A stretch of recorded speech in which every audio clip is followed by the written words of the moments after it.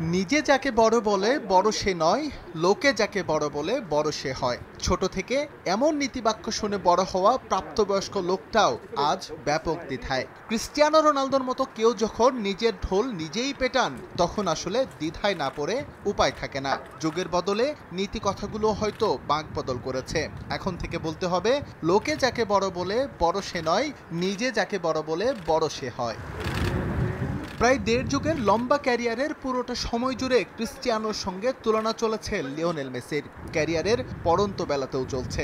অবশ্য 2022 বিশ্বকাপের পর সেই তুলনায় অনেকেই ফুল স্টপ বসিয়ে দিয়েছেন। তাতে অবশ্য কিচ্ছু যায় আসে না রোনালদোর। তার চোখে তিনি ছাড়া আর কেউই পরিপূর্ণ নন। মেসি তো নয়ই, এমনকি পেলে, ম্যারাডোনাও না।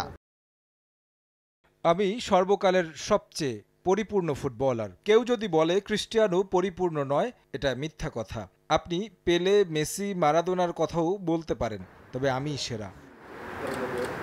রন বিশ্ব সেরাদের কাতারে প্রথম সারির অবশ্যই, এ ব্যাপারে কারো বিন্দুমাত্র সন্দেহ থাকার কথা নয়। ক্যারিয়ারের শেষে এসেও তিনি যেন টকবগে তরুণ, ছুটছেন হাজার গোলের মাইল ফলকের দিকে। সেটা স্পর্শ করা সম্ভব হবে কিনা তা সময়ের উপর ছেড়ে দেয়া যায়, তবে সেটা না হলেই বাকি। কিংবদন্তিদের বিচারের মাপকাঠি তো আর শুধু গোলের হিসেব নয়।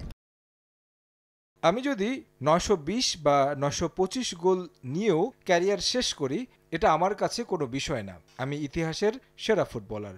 যদি 1000 গোল করতে পারি, দুর্দান্ত কিছু হবে। যদি না পারি, তাহলেও সমস্যা নেই।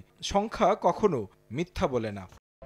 একদল ভক্ত আছেন যারা রোনালদোকে রিয়াল মাদ্রিদের চাইতে ম্যানচেস্টার ইউনাইটেডের বলতেই বেশি স্বাচ্ছন্দ্য পান। তবে মজার বিষয় হচ্ছে, এই দুটো ক্লাবের কোনোটিই নয়। পর্তুগাল ছেড়ে ইংল্যান্ডে নয়, রোনালদোর কাছে সর্বপ্রথম প্রস্তাব এসেছিল স্পেন থেকে, সেটাও আবার ফুটবল ক্লাব বার্সেলোনার।